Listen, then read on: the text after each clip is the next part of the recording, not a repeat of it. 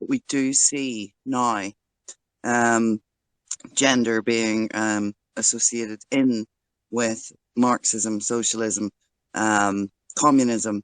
There is a tendency now in the mainstream. Sorry, it's not the mainstream. It's the mainstream alternative, sort of, so to speak. And I've seen it happen over the last few years, where you have different people um, linking together different ideas, like the critical race theory, the gender Marxism. What you find with the right wing media, let's call it, there are linkages being made that maybe socialists or people who have always been on the left are going, oh goodness me. We see the divisions being highlighted, made, and so it does cause divisions in the GC movement. Yeah, I see divisions in the feminist movement because they're maybe on different, they have different ideas about, how we should live. We are worried that, that conservative kind of strict conservative homophobic way of being. We are worried about that. There's so many people who are worried about it, but to do it on a Twitter feed is not necessarily always the most conducive of communication.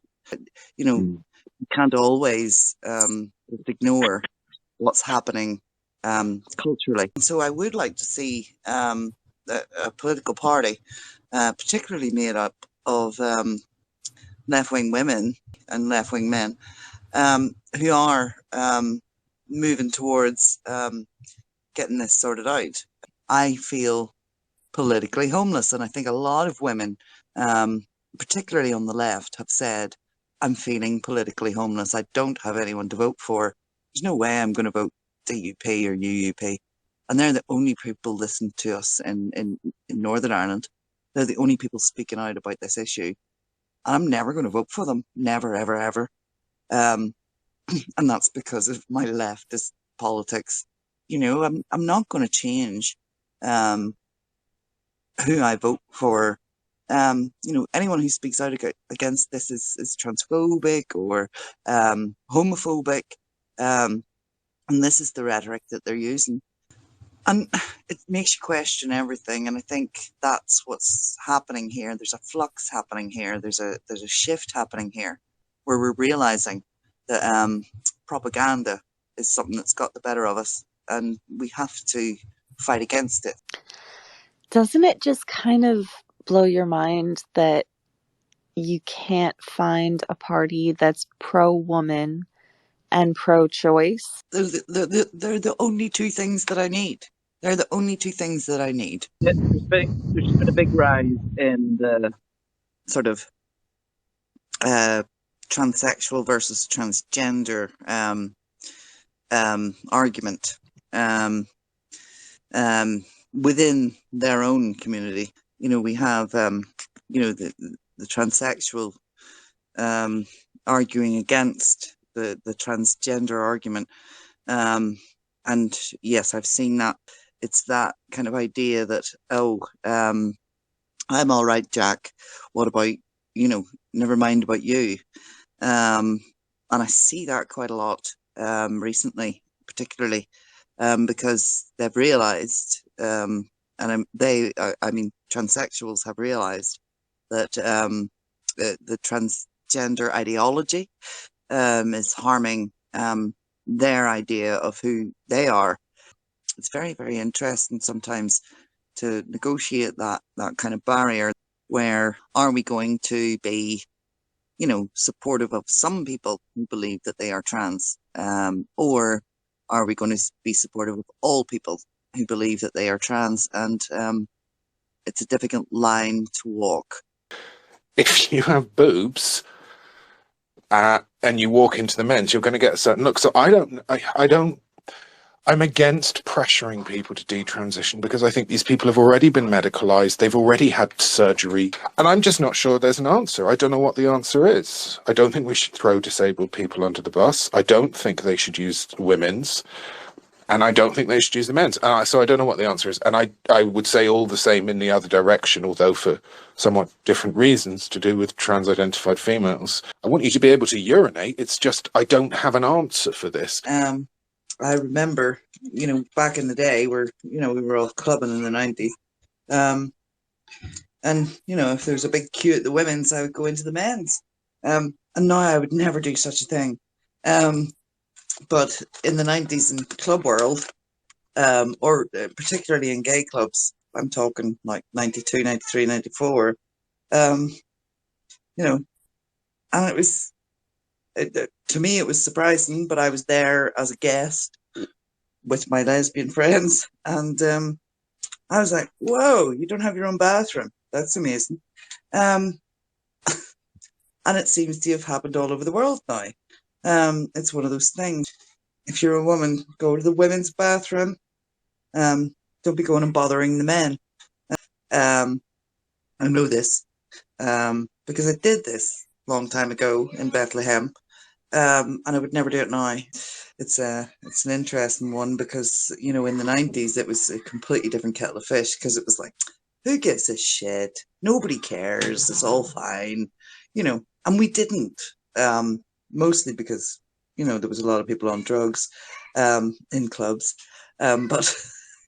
It's not the same anymore. We've come to a point now where we really do need to respect not only sex-based rights of women in particular, but also the sex-based rights of men. Yeah, I agree. Yeah, there's no way out of it other than entirely sex-based provisions, which is why my fear is that a lot of these people are just going to end up not going out.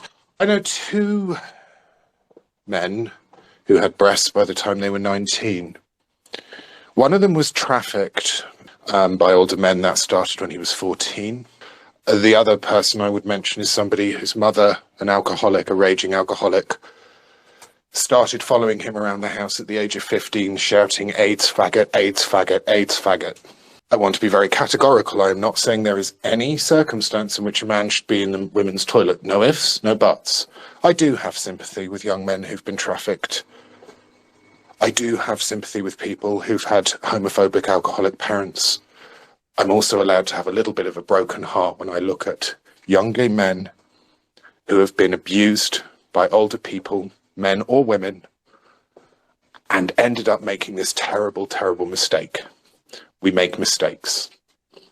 That's what I wanted to say.